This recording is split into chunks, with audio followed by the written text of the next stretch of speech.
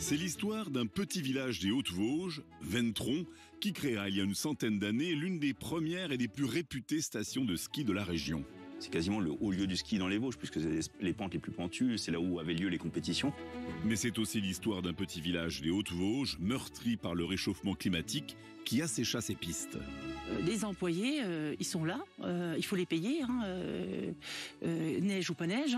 Comment Ventron a-t-il su se reconstruire pour devenir un village 4 saisons, offrant désormais une image luxueuse grâce à un hôtel 5 étoiles doté d'un restaurant gastronomique? On va faire une petite tarte flambée à la truffe. Faisant même fructifier son autre richesse, le miel, transformé en cosmétique haut de gamme, rehaussant le teint des plus grandes stars internationales. J'ai ma maquilleuse qui a pris un flacon, qui l'a offert à Johnny Depp. Et il est venu me voir et il m'a dit « Alexandre, j'adore ta crème ». Et donc c'était drôle comme. Ventron, en pleine mutation, deviendra-t-il le Courchevel vosgien?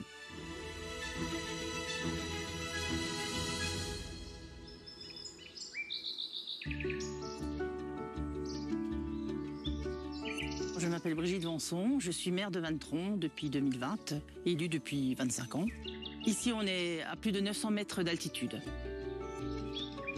Ventron, c'est une station de ski, elle était d'ailleurs la 3e station de moyenne montagne, qui était quand même reconnue et connue parce qu'elle a sorti quand même quelques champions. Des champions comme les sœurs Leduc, Marguerite, Anne-Marie et Thérèse, aux Jeux Olympiques de Squaw Valley en Californie en 1960. Elles doivent tout à leur papa, Émile Leduc, celui qui va transformer à jamais l'histoire de Ventron. Il y a plus de 100 ans, Émile Leduc, c'est lui qui a créé, avec sa femme ici, ce domaine-là. Et les filles se sont entraînées ici, on fait du ski tout le temps. Donc c'est sûr que c'est des championnes invétérées, quoi. Dernier champion en date, Clément Noël, médaillé d'or en slalom masculin lors des Jeux Olympiques de Pékin en 2022. Décidément, on skie très bien à Ventron, jusqu'au moment où... Tout doucement, d'année en année, on sent qu'il y a un recul, on sent que ce climat est un peu décalé et qu'il est difficile de garder le ski. Puis assez rentable. Bien sûr, on pourrait toujours le faire, mais à quel coût ? La neige ne tombe plus suffisamment pour maintenir une activité. Le descendant du patriarche fondateur, Thibault Leduc, est acculé. Et il a mis fin à ses jours, malheureusement, en mai de 2021. Le choc est terrible pour tout le village qui craint de sombrer dans l'oubli. Dans la région, tout le monde est très attaché à la station et surtout au chalet Frère Joseph qui doit son nom à cette petite chapelle édifiée en mémoire d'un moine ermite réfugié en haut de la montagne. C'est un patrimoine inscrit dans l'ADN des Vosgiens. Pour tout vous dire, moi par exemple, je suis un ancien, je venais déjà skier sur les magnifiques pistes du domaine du Ventron à 9 ans. Peu à peu, j'ai rencontré ma fiancée et puis on est allé à l'Ermitage, on est allé à l'hôtel des Buttes. On venait se promener pratiquement tous les week-ends. En véritable mère courage, Brigitte cherchera des repreneurs pour ce complexe hôtelier et elle y parviendra. On ne skiera plus à Ventron, mais la transformation va être radicale. Bonjour Alexandre. Salut Brigitte, ou Marianne, je devrais dire aujourd'hui. Oui, tu vas bien? Ça va et toi? Plaisir d'être là, toujours de ce beau site, bien sûr. Allez. Alexandre Keff est l'un des 2 investisseurs qui a redonné vie à la station. Un projet pharaonique qui commence par la rénovation complète de ce chalet, devenu un hôtel 5 étoiles, le seul des Vosges. On écrit une nouvelle histoire en respectant l'histoire. Maintenant, l'idée, c'est de s'adapter à la nature, s'adapter au site, de ne plus faire du tourisme de masse, mais de faire un tourisme raisonné, de qualité, en respectant la nature. Alexandre est déjà propriétaire d'un relais et château en Moselle. Les habitants du village avaient donc une crainte, être exclus du beau chalet de leur enfance au profit d'une clientèle privilégiée. C'était une crainte légitime des habitants, de la population aux alentours au départ. Mais finalement, il attire toujours du monde. Il est magique. Cette magie, elle est accessible à tout le monde. N'importe qui peut venir prendre un café, prendre une tarte au brinvel myrtille. Il s'est fixé une règle, tous les artisans et tous les matériaux doivent être locaux. Donc ça, c'est du sapin des Vosges. Quoi de plus naturel que mettre du sapin des Vosges sur une façade, avec un petit peu d'isolation derrière, et t'as un rendu qui est juste exceptionnel, authentique. Dans tous ces artisans qui ont contribué à cet hôtel, pour eux, il y a une fierté. En fait, ils y ont travaillé. Je pense que dans 10, 20, 30 années, ils passeront et diront « J'y étais à l'époque, c'est moi qui ai fait ça ».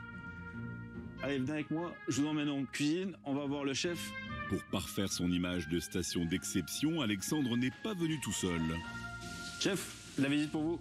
Dans ses valises, il a embarqué Benoît Potvin, le chef cuisinier de son autre établissement, fraîchement étoilé Michelin. Et Benoît, ce qui l'a inspiré, c'est la forêt de sapins qui entoure le chalet. On arrive ici, tout est vert, on a envie de verdure, on a envie de ce côté végétal. On se balade un peu en forêt, on va chercher des épines de sapin et on fait des infusions. On la travaille en sorbet, on la travaille en huile. Au menu du restaurant gastronomique, l'incontournable flamme-cuche avec quelques copeaux de truffes pour le côté chic, mais aussi de la truite des Vosges. Ça, c'est un écrasé de pommes de terre aux herbes. Ça reste très classique avec un petit beurre blanc légèrement citronné. À quelques encablures de l'hôtel, à l'entrée du village de Ventron, l'atmosphère unique n'a pas échappé à un autre Alexandre. Il est apiculteur et créateur des ruches de la Reine Capricieuse. Allez les filles, j'arrive. Alors, elles ont tout un nom, hein.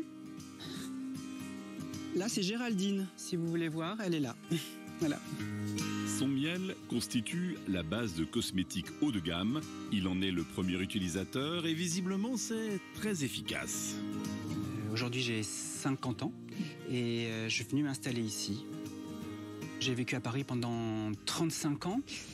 J'avais des racines vosgiennes, mes grands-parents étaient vosgiens. Sur ce domaine familial, il y avait ces anciennes ruches et j'avais envie de les faire revivre. Voilà. Alors c'est un miel de montagne, c'est-à-dire que ce miel a une particularité, c'est qu'il est extrêmement chargé en vitamine B3 et il a un avantage, c'est qu'on est comme on est en moyenne montagne, il n'y a pas du tout d'agriculture, donc il n'y a pas du tout de pesticides, pas de pollution, donc on est vraiment sur un produit extrêmement pur.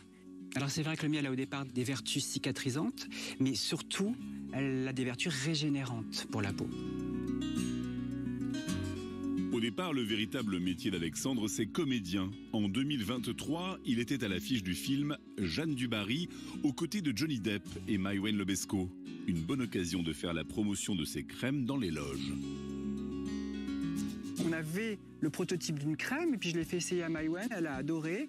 Et donc elle a dit, si tu veux être partenaire du film, allons-y. Des cosmétiques de stars, un hôtel 5 étoiles, un restaurant gastronomique, le petit village de Ventron semble reprendre un nouveau souffle et pourrait bien devenir le Courchevel vosgien.